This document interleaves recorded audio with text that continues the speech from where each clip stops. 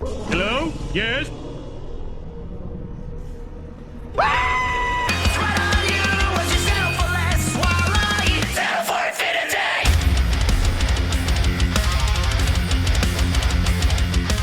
This will probably be the goriest thing I ever talk about on this channel, and will probably kick away Fisher-Price sponsors in favor of Mojo's BDSM division, because my videos can't last 10 minutes. As I've recently caught up with the Terrifier movies, and like me, you probably saw all the memes featuring a mime. Well, that's just rude. Clowns grinning and shocked facial expressions, and googled the origins. But through an homage to 80s gore grind, Art the Clown, short for Arthur, I think, has managed to push the envelope of what Hollywood would allow in movies such as these. Though his cruel and prolonged methods of killing, which people don't normally believe the full scope of before they witness it in the theatre, and they're about to witness it again, you're welcome! But I am gonna blur it, just to make it easy on them. Definitely not to ensure ads can be on this video in the future. I hope you're watching, DeWalt. So here are my personal top 10 cruelest deaths constructed by Art the Clown. You may feel like one should be higher than another, which is completely fine, just as long as we maintain respect for our opinions, because if not, I'll just clown in on the rudeness and leave you speechless. Or I might eventually change my mind and say, you know what? I now have been stabbed in the dick, so I think differently about this. After this, I need to feed the only kid I'll ever have. The cruelty, by the way, is tied to the brutality of the kill, the emotional tie we have to it when watching, regretfully, and the pain the victim goes through. And I make a wide range of content on my channel, so if this is the kind of stuff you want to see in the future, then feel free to let me know in the comments. Or if there is anything else, feel free to leave a suggestion. So prepare to faint, if you're faint-hearted. I'd say don't watch, but then I need the views, so... Let's dissect! Triarthek! The festive, wholesome family. 'Twas the night before Christmas, when all through the house, not a lazy husband was stirring, despite asked by his spouse. The slashing all done upstairs, as Art the Clown enjoyed killing with flair. Wrong wrestler. A child was severed in his bed, no sugar plums stuffed into his head, and Mama with her screaming, as I in my seat had just fed our brains with a limb-ridden defeat. So yeah, Art poses as Santa, invades a family house, hacks at the dad's neck in his bed. Mum then witnesses it and tells the kids to run. The son can't, as she sees he's been turned into Rayman. Art then deals with her the slowest by axing her back, then her abs, then her arm off, as the cruelty also stemming from the mother having to witness her entire family slaughtered in a not so pleasant way. I really downplay these things, don't I? She also doesn't know what happened to her daughter, but we kinda do. I mean, I'm sure Art killed her. He's too evil to spare her. Sorry to burst people's bubbles, but this is Art we're talking about. And then her getting the worst of it by dying a slower death than the others, there was just no escape for this family. Sorry to say. Santa can't handle the cold. Santa, aka Charles, was just enjoying a breakaway in the bar with women on his lap who didn't know how lucky they were when they passed Art. They got killed off screen. More bubbles burst. He was perhaps the nicest anyone was to Art ever. So Art had to up the ante and spit the drink he bought him back in his face and pee on him. Pee pee poo poo willy farts is something Art laughs at, and so do I.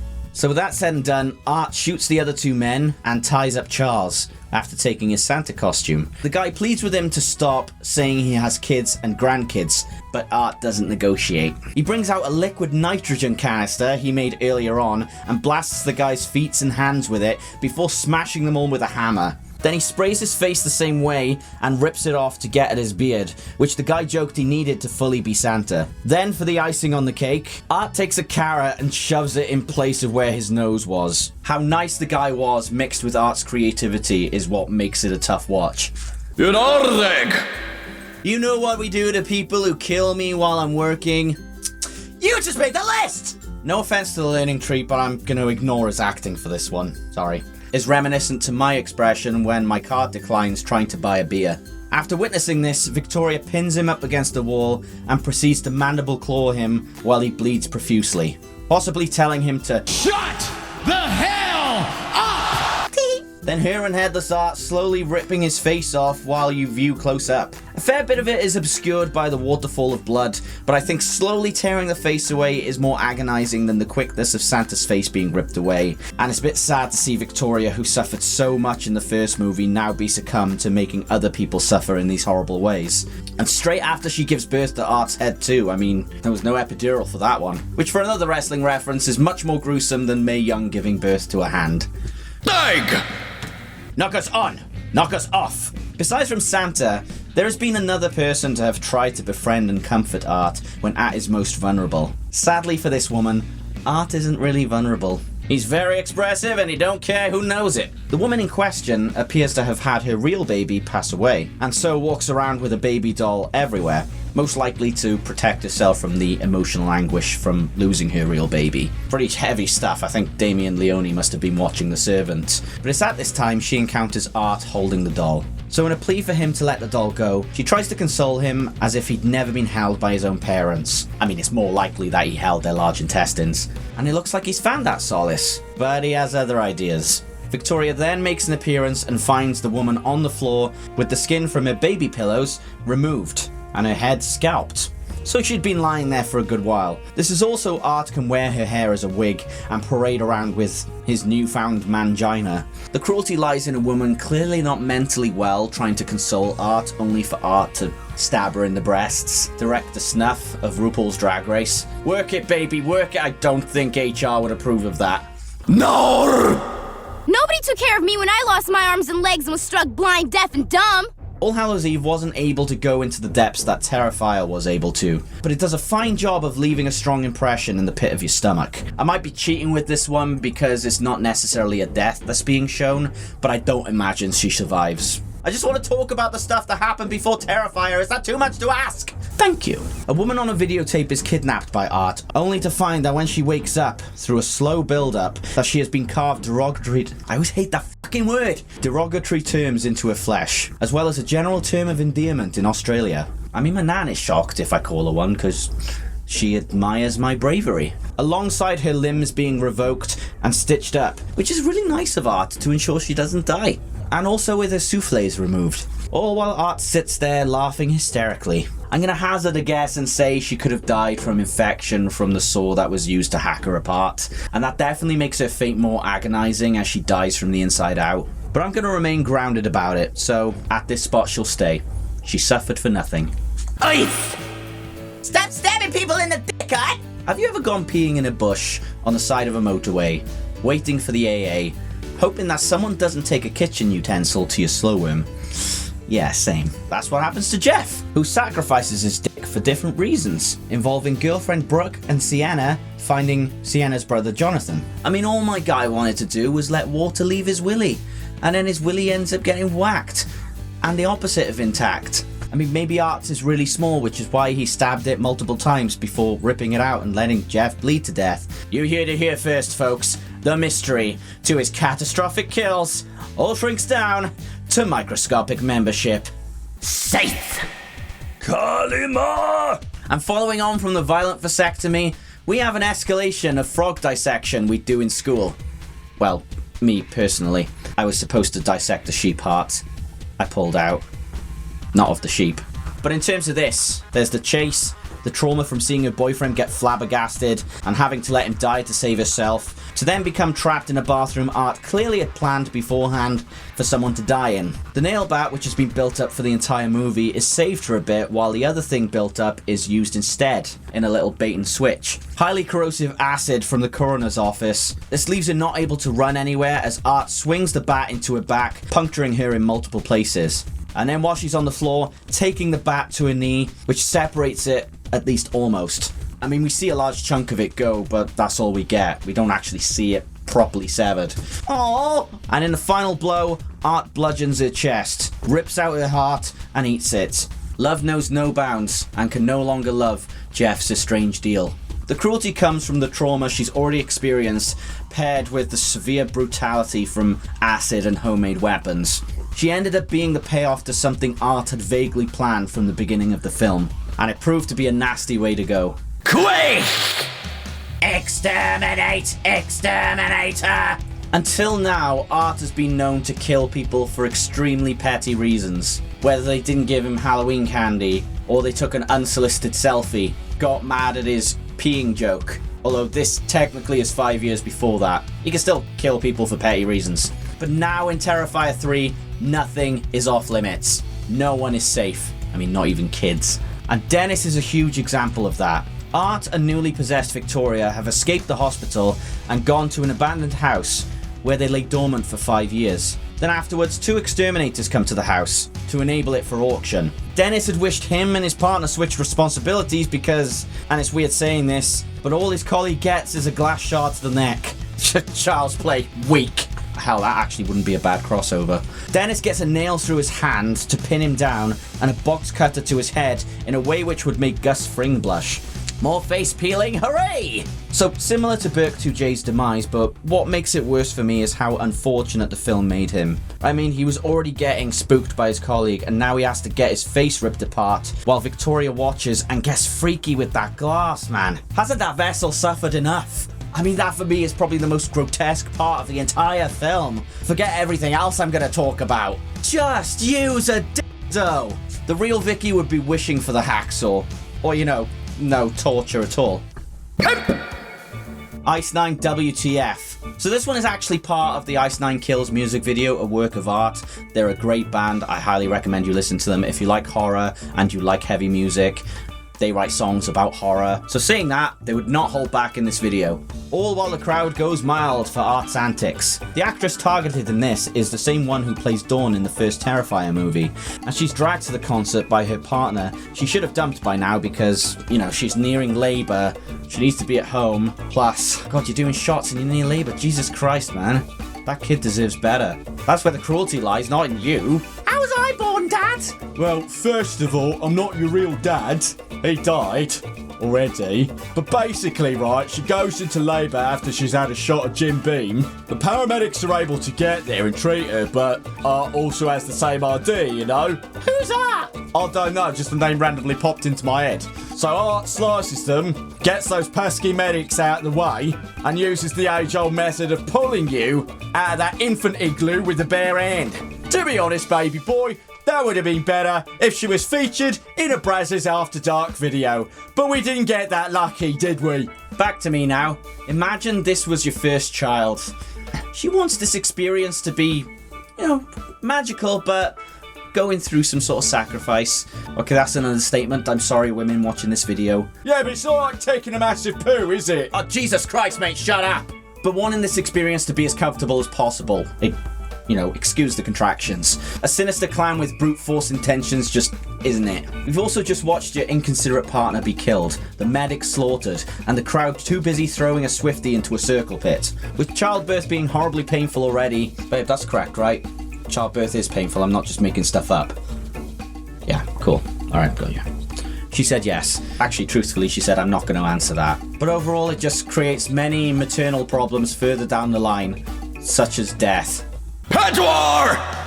I like to tube it. I like to tube it. For me, this is the most heartbreaking death in the series. This is the moment where Sienna is made to feel completely helpless and alone. After the death of her mother in the second film, her and Jonathan are taken in by her auntie and uncle, and they are nothing but caring and sweet to her. They treat them like they're their own children, before both Sienna and Aunt Jess are tied up by Art and Vicky, and we learn that Uncle Greg has already been killed through beheading and slicing open. Not exactly sure which order, but I'm sure we know the order, but they could have needed it done quickly to capture Jess and Sienna. There is also a skull in the cage, which is originally told to be the head of Sienna's niece Gabby, but we later find out it's Jonathan, supposedly. The ultimate punishment for Sienna is watching her auntie have a large tube eventually hammered into her mouth for rats to be poured through, only for the rats to be let back out through her neck. This for sure is the grossest kill. I mean, I don't really know if I need to explain it, but like an apple's this big, a rat's probably that thin, there's like 3 rats, so yeah. Can you swallow a full apple? I didn't think so. We also see that the tube is making Jess vomit. Art would have wanted her alive to the point where the rats were let out, and this is just one piece of torture that would be hell for one of the closest people to her to witness, along with Gabby, who is just a kid. Like, Prozac just ain't gonna cut it. She doesn't need to see the demented game of whack-a-mole. According to Art, though, she does. A wholesome woman such as Jess went out in such a horrifying way. 3! Hacksaw Jim, oh shit. And now we get to where the envelope had to walk the plank. A death that has been imagined through history, but has been illustrated as a two-man job. Art would rather take all the credit for himself, though. The poor lady in question is Dawn, a tipsy girl who wanted a selfie with Art, who wasn't at all impressed by her obstruction of his quality time with her friend Tara, who was more final girl material, until Art shot from the hip. Art eventually reunites with both women in the form of an anesthetist.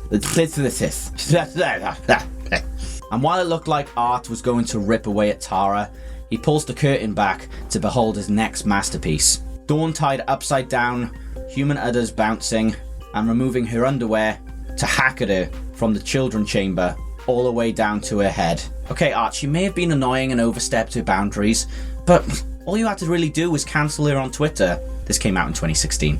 Or maybe just like Art, I'm splitting hairs. The cruelty is on Tara having to witness a slow and manual death of someone who believed in Art being a good guy, even though he hadn't put on the eyeglasses yet. That would just make anybody blush.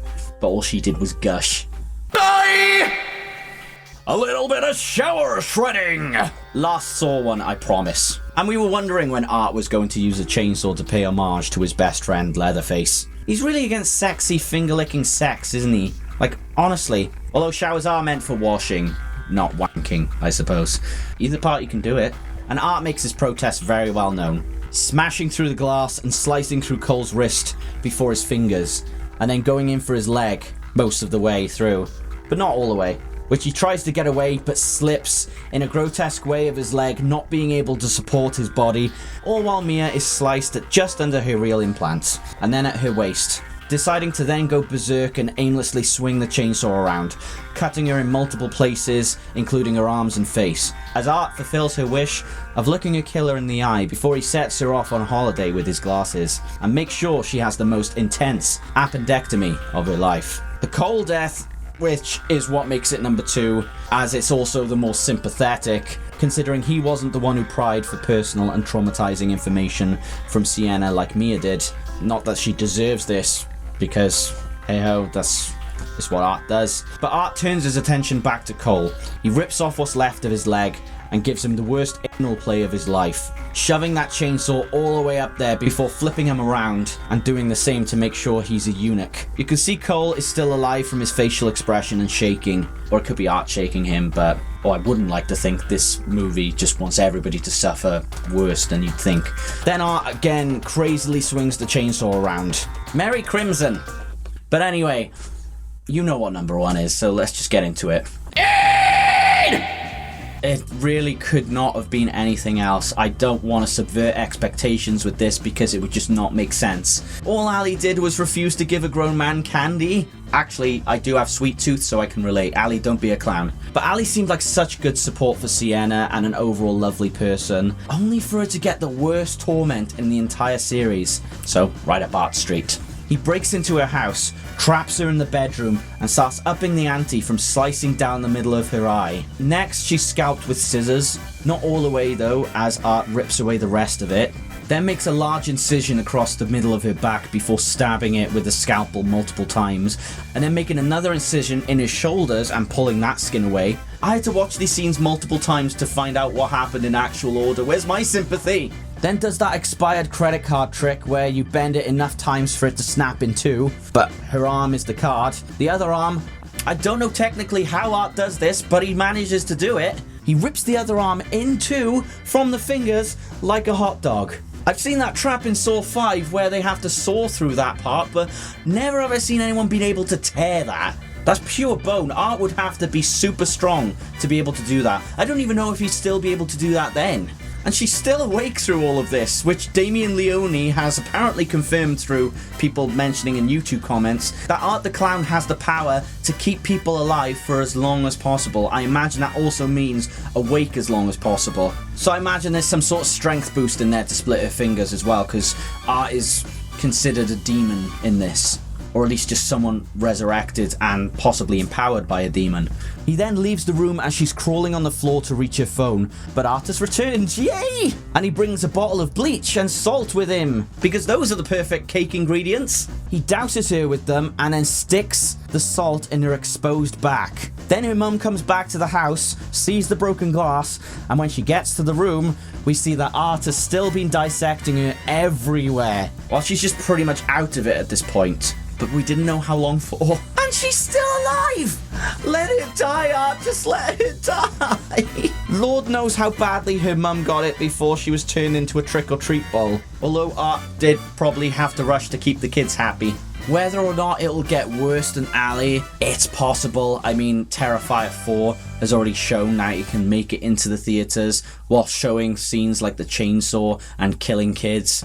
Anything is possible. I mean, I got ideas in my head of what he could do, but I'm too afraid to leak them out in case people call the police on me. But I hope you enjoyed this video. It has been a roller coaster just to write this. As many laughs I did with making jokes, I am a cruel bastard. Hey, I watch these films to remind myself how much of an empath I am because I feel sorry for these people. It's important therapy. But real talk now, I am missing long projects like this to make. It's been tough finding the balance with the baby being here since April. I mean, him just grabbing my phone just to put it in his mouth and show everybody his upper gum. But hey, maybe we'll see him in future videos. Mini Keyrun. No, he's Noah. His name's Noah. He's his own person, okay? With his own point of view. Well, I'm not going to show him this film. Plural. I'll show him more nostalgic cartoons that I used to watch, like Watership Down. I hope you enjoyed this. If you liked it, leave a comment. Be sure to subscribe because there's more content to come out. Other news, I've recently started getting into wrestling, training-wise, and have been training for 6 months now. I probably will be doing some wrestling videos on that. So yeah, wish me luck on that. That's also the reason why I've been slow with making videos, because I'm just trying to get everything together, but I liked it to consider this sort of stuff as well, a nice portfolio for that, to kind of make myself stand out a bit more as a wrestler. Thank you for watching anyway, and until next time, lights out.